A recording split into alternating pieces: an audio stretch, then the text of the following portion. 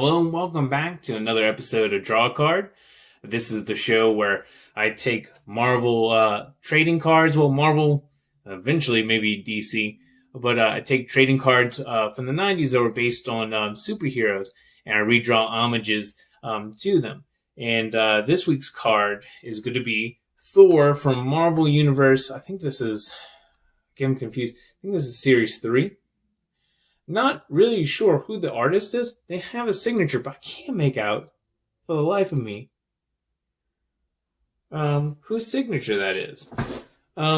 Pretty cool art, though. Could do something similar if the camera focuses.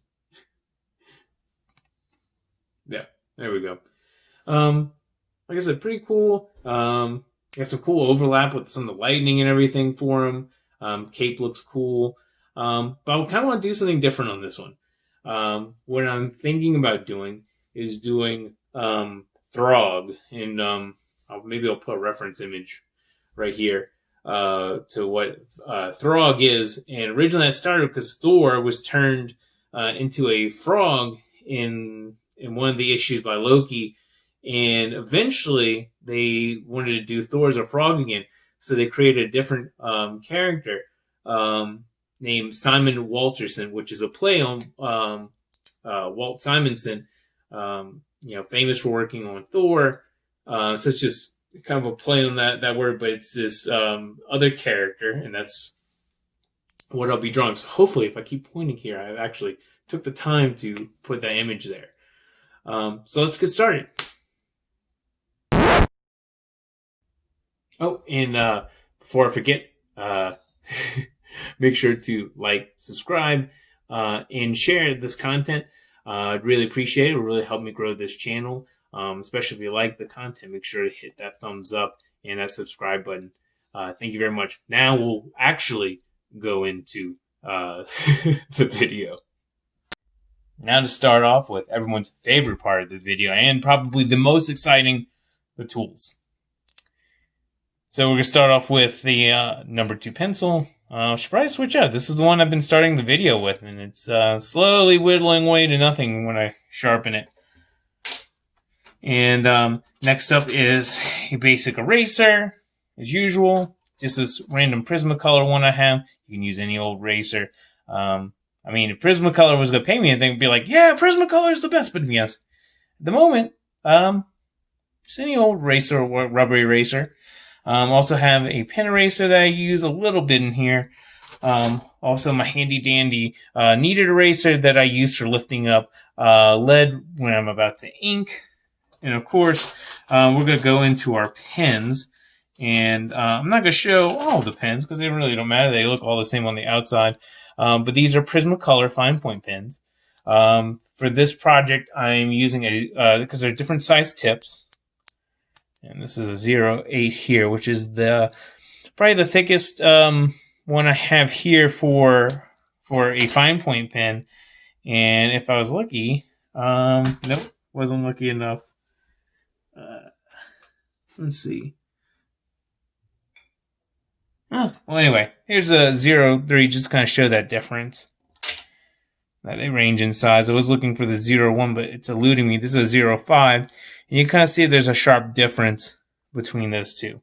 So the reason why you would switch them up is really to get different qualities, different thicknesses.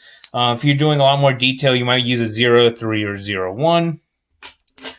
Also, what I use in this one is a regular old brush pen from Faber-Castell. I do use also the chisel as well, the soft chisel, which is like a calligraphy pen. Completely different tips on these. This is the brush right here, and this is the calligraphy, which you can kind of see that wedge tip. They're both made of felt. They both work very well. The only problem is that I try to say this every time. If you like to color in after with, say, marker, the ink in here smears easily. So next up, actually, to change things up to what I usually do, actually, I'm going to end up using, of course, it's worn off. This is Black Magic ink, just a little ink pot. Also, when you unscrew it, you do. I'm not gonna do it right now. But you have a little eyedropper in there if you wanted to, say, put it in some kind of receptacle, so you can use that. I don't have it here, but I just use a basic brush. It's a small width paintbrush that I use. Unfortunately, I don't have it with me right now to show you, but I use that to ink some parts of this. Also, what I end up using as well for this, besides a ruler, is some templates, some circle templates and some oval templates. That's going to come into play. Also, whiteout. I tried something different with that. Whiteout.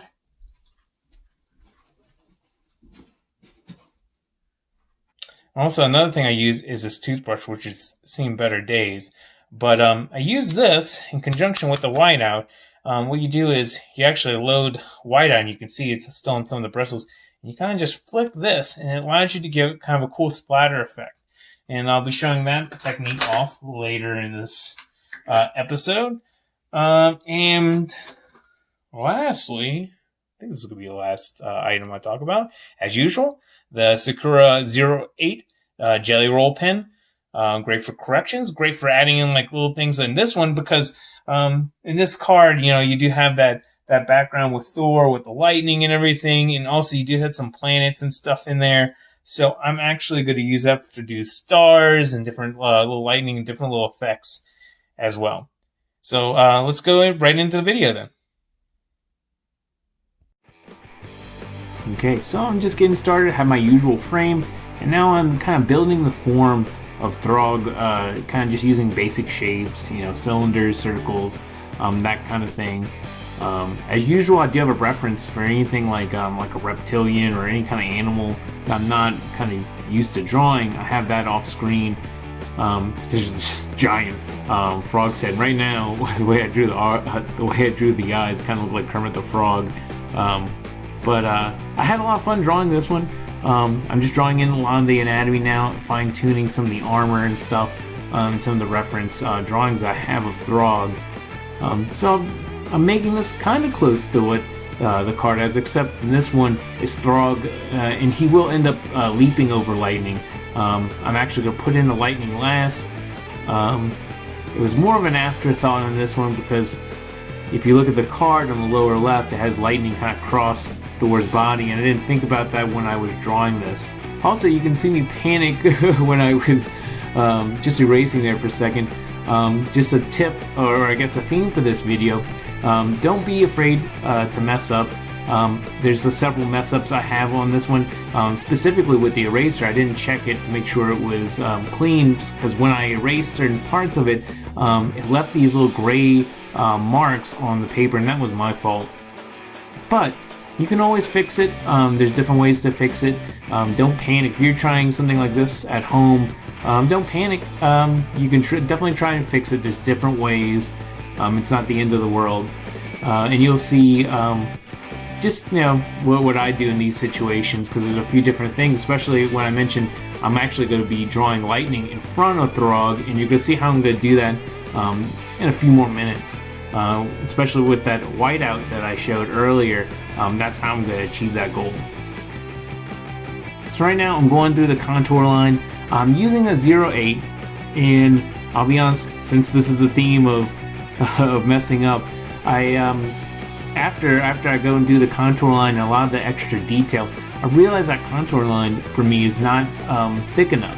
So I'm eventually going to go back with my faber-castell brush pen and go and do the contour line over.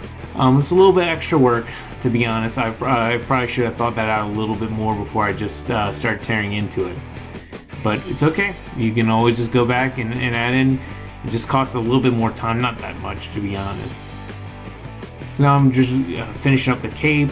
I'm doing some hatching to kind of imply motion, because what he's doing in the background, instead of him just holding the hammer like Thor was, I want him kind of twirling the hammer around. So I'm just kind of using hatching to imply that he's twirling it around.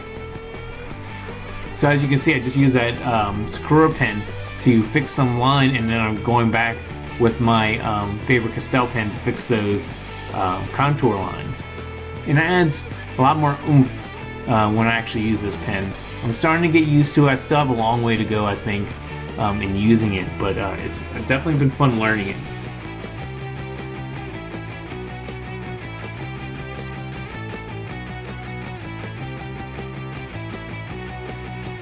So doing a little hatching kind of imply maybe there's some kind of little reflection right there.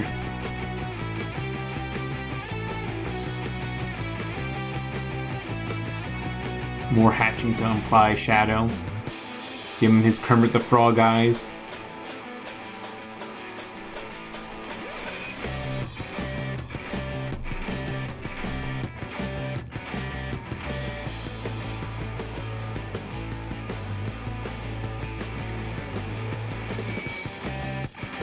So I'm going in with 0-1 right now and adding a bunch of different little details, some spots, you know, kind of like little random frog spots.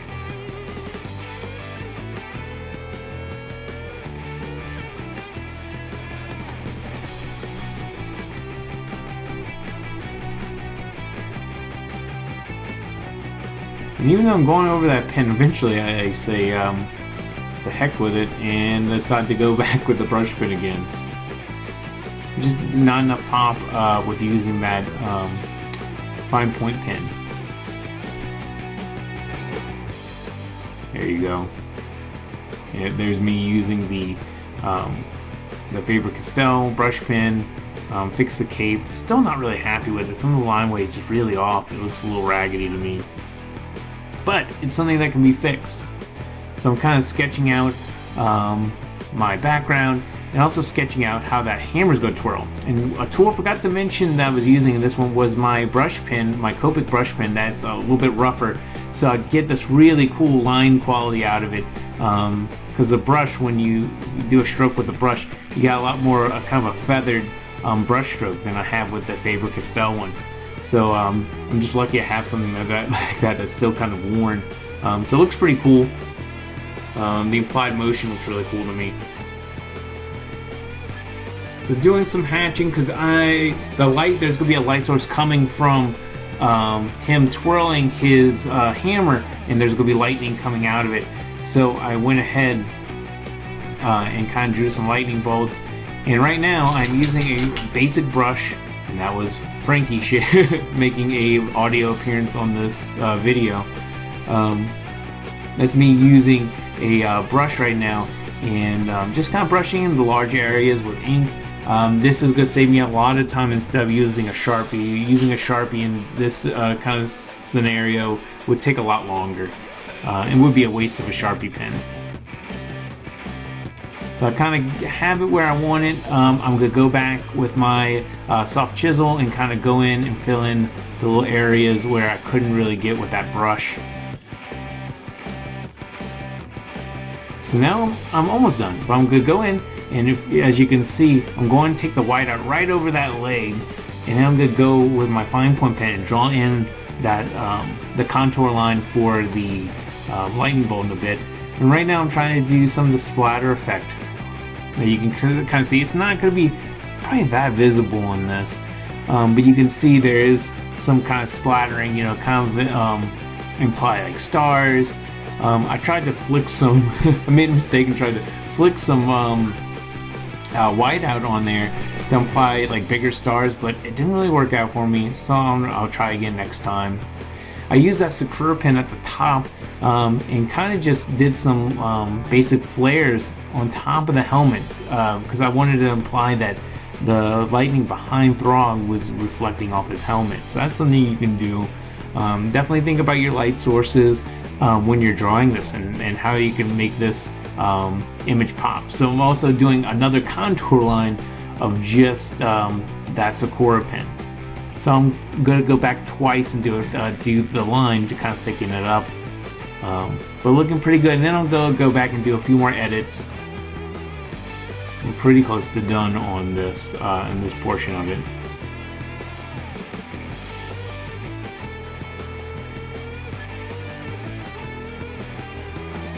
I'm doing a little bit of effects with the sun, using my template to help round out some of those planets.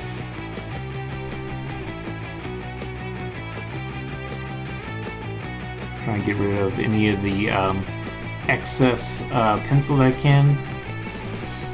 And a little few lines here and there for the planets. And fixing my tongue because I wasn't completely satisfied with the line from there. Okay, this is the finished piece. I'm very happy how this turned out. It was a lot of fun to draw. Please make sure to like this video. And if you haven't already, please subscribe. Thanks for watching.